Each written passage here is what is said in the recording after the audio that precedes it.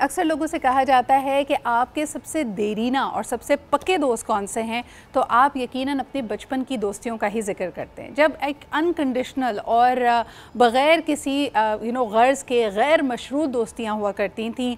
आप सबके प्रॉब्लम्स एक जैसे होते थे, एक दूसरे के साथ रहना, मिलजुल कर रहना, शेयर करना, अपना टिफ़िन बॉक्स से लेकर अपना पेंसिल केस तक हर चीज़ आप शेयर कर सकते थे और ये दोस्तियाँ ओवर टाइम मज़ीद गहरी होती हैं।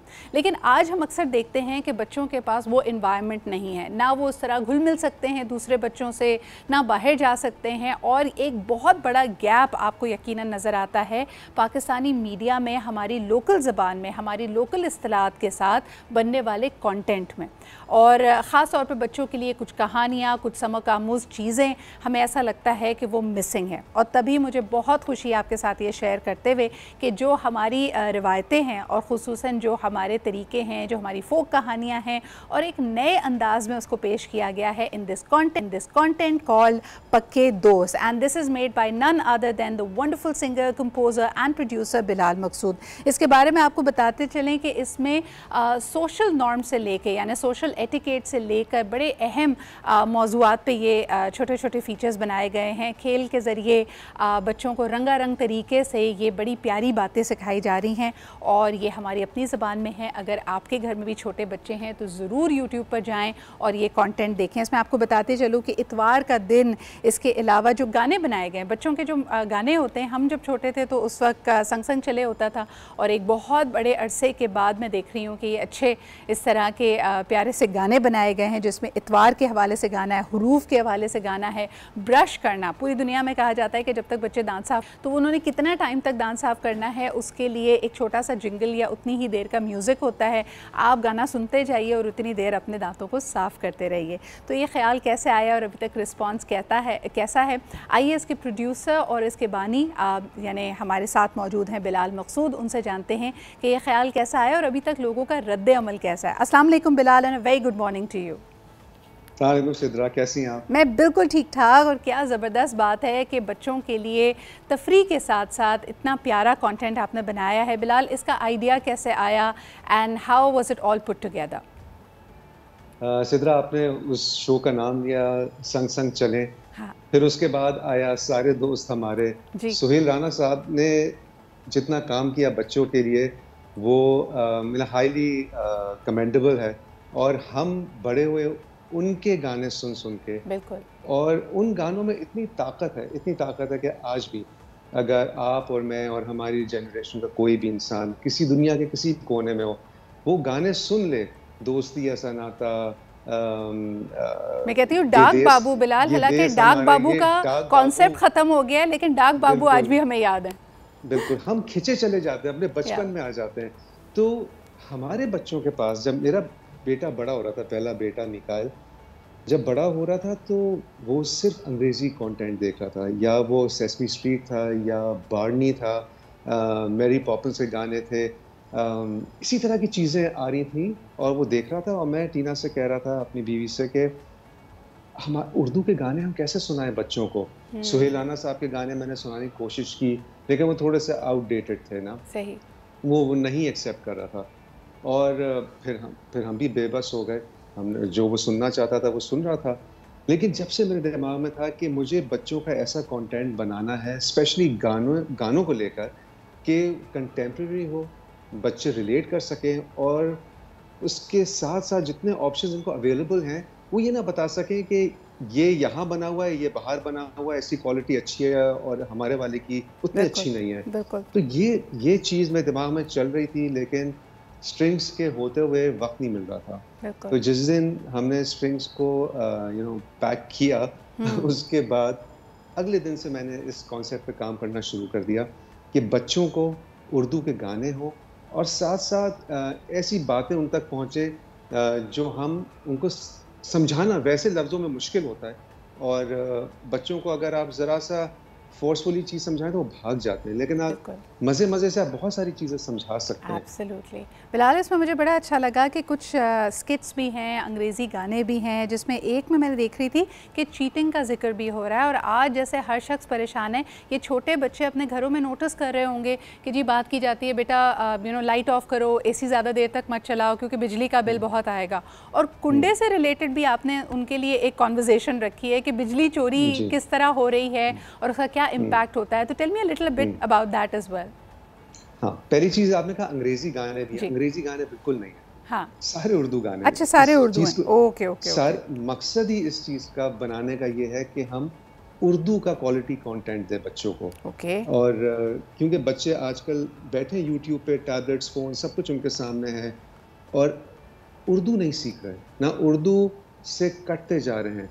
अंग्रेज़ी बहुत इम्पोर्टेंट है, लेकिन उर्दू को भूलना नहीं चाहिए। यकीनन। तो अभी जैसे मेरे पास जो मैसेजेस आ रहे हैं दुनिया भर से, वो ये कि अम्मा अब्बा के भेज रहे हैं कि मेरी बच्ची ने आज तक उर्दू नहीं बोली थी। 3 साल की बच्ची घर में भाग रही है और वो पक्के दोस्त से गाने गा रही है, और वो उर्दू के पहले लफ्ज़ पक्के दोस्त से सीखना शुरू किए उसने।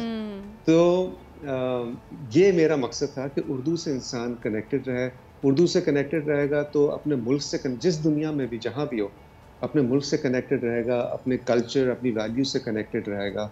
और जैसे आपने अभी कुंडा की बात की, एक स्किट है, बच्चों को तो शायद बाद में समझ आएगा, बच्चों को फनी लगेगा क्योंकि लेकिन उसमें एक इम्पॉर्टेंट एलिमेंट हमने बाद में ये डाला है कि बिजली किस तरह इस्तेमाल करनी चाहिए। लेकिन कुंडा जो है, लोग आजकल हम लोग कुंडा डाल रहे हैं हर कोई हर जगह, और वो कहता है कि ये मेरा हक है क्योंकि मेरे साथ इतनी नाइंसाफ़ी हो रही है। सही। लेकिन हम ये बताना चाह रहे हैं कि चीटिंग जो है वो चीटिंग है, और वो मुल्क के साथ भी चीटिंग है, और वो और बच्चों को हम समझा रहे हैं कि अल्लाह मियाँ भी नाराज़ होते हैं। अगर आप देखें कि आपके घर में कोई कुंडा डाल रहा है तो आप उसे समझाएं कि ये गलत चीज़ है। बिल्कुल। तो लेकिन इसको जिस तरह कहा है, can be an amazing force for social change. Bilal, मैं मानती हूँ कि इस तरह शुरू में मुझे लगता है ये फोर्स सिर्फ और सिर्फ नई हमारे लिए प्रोडक्ट्स बेचने के लिए मार्केटिंग गिमिक्स में इस्तेमाल हुई, क्योंकि आप अक्सर देखेंगे कि प्रोडक्ट्स के लिए बच्चों को टारगेट किया जाता है, because kids are very very convincing, especially अगर आप सुपर मार्केट पर आयल में हो और बच्चा बज़द हो जाए कि मुझे इसी ब्रांड की कोई फलाना चीज़ लेनी है। लेकिन उसी चीज़ को हम इस्तेमाल कर सकते हैं अपने माशरे में अच्छाई को फैलाने के लिए। यानी जिन चीज़ों को हम समझते हैं ना कि शायद the system is too far gone and things can not be improved. लेकिन मुझे बताएं, इसके अंदर एक और बड़ा इंटरेस्टिंग मैंने चीज़ देखी है जलेबी के हवाले से। बच्चे तो अक्सर आजकल ज़रा डोनट्स और कैंडीज़ और आइसक्रीम्स की तरफ चले गए, जलेबी की क्या रेफरेंस है यहाँ पे बिलाल? मैं हर देसी चीज़ को मैं प्रमोट करना चाह रहा हूँ। हम बड़े हुए जलेबी का, किसी को किस फलां मिठाई का शौक है, किसी को, मुझे हमेशा जलेबी पसंद थी, वो क्रिस्पी पतली वाली। तो ऐसी आपको बहुत चीज़ें नज़र आएंगी जो मुझे पता है, जो मेरे करीब हैं, और मैंने देखा है कि और बच्चे भी हमारे ज़माने में इन चीज़ों। अच्छा, एक कैरेक्टर इसमें है जिनका नाम है बज्जो, और बज्जो जो है वो बजिया पे मॉडल है। अच्छा। हाँ, तो उनकी सारी आदतें, उनके सारे बात करने का तरीका, जैसे बजिया सबकी बड़ी थी, पूरे पाकिस्तान की बड़ी थी, सबको समझाने का एक तरीका था उनका। तो जो कैरेक्टर बज्जो है वो इसी तरह समझा रही है सबको। फिर एक कैरेक्टर है इसमें जिनका नाम है लाल बेग, वो बड़े स्ट्रीट स्मार्ट और थोड़े से तेज हैं और सबको चकमा भी दे देते हैं। और फिर इस तरह अलग अलग बहुत सारे कैरेक्टर्स हैं जो कि अपने अराउंड, अपनी एनवायरनमेंट से ही हम लोगों ने निकाले हैं, जो हमें हर तरफ नज़र आते हैं, और बच्चे उनसे रिलेट कर सकेंगे, और उन्हीं कैरेक्टर्स के थ्रू हम लोग बहुत सारी बातें उन तक पहुंचाना चाह रहे हैं। अच्छा बिलाल, मुझे अच्छी बात ये लगी कि जैसे आपने कहा ना कि उर्दू ज़बान का फ़ोकस है, जितनी इस्तिलाहात हैं वो हमारी पाकिस्तानी इस्तिलाहात हैं। और आपने बिल्कुल सही कहा कि अल्हम्दुलिल्लाह अगर हम अपर मिडिल क्लास और अपर क्लास जहाँ पे लोगों को साहिब सरवत अल्लाह ताला ने बनाया है, हमारे रेफरेंस पॉइंट्स बहुत मुख्तलिफ हो गए। बच्चे नेटफ्लिक्स या यूट्यूब पे इंटरनेशनल कंटेंट कंज्यूम करते हैं। I think this effort of yours is also going to be a unifying factor. जैसे आपने जिक्र किया किया कि इस बात की तफरीक नहीं थी कि आप किस शहर, किस मोहल्ले में रहते हैं, कौन सी गाड़ी ड्राइव करते हैं, किस स्कूल में जाते हैं। आप और मैं, हम सब संग संग चले से रिलेट कर पाते थे, because we grew up in a time जो हमारा एनालॉग चाइल्डहुड था, एक ही टेलीविज़न था, एक ही नेटवर्क था, तो हम सब उन्हीं चीज़ों को देख कर बड़े हुए। आज ज़रूरत इस बात की भी है कि हम इतने जो पोलराइज्ड हो चुके हैं, इतने डिवाइडेड हो चुके हैं कि something brings us together as a community. आपको लगता है कि this effort of yours is also going to do that? कोशिश तो यही है, कोशिश यही है कि देखें, हर मुल्क का एक पॉप कल्चर होता है जो उसकी यूथ को एक साथ रखता है। वो चाहे वो फैशन हो, चाहे वो उनके फिल्मों के या कार्टून्स के आइकॉन्स हो, वो जोड़ के रखता है। हमारे पास ऐसी कोई चीज़ नहीं है जिसपे हमारे बच्चे कह सकें कि हाँ ये हमारी है, और वो उसको ओन कर सकें।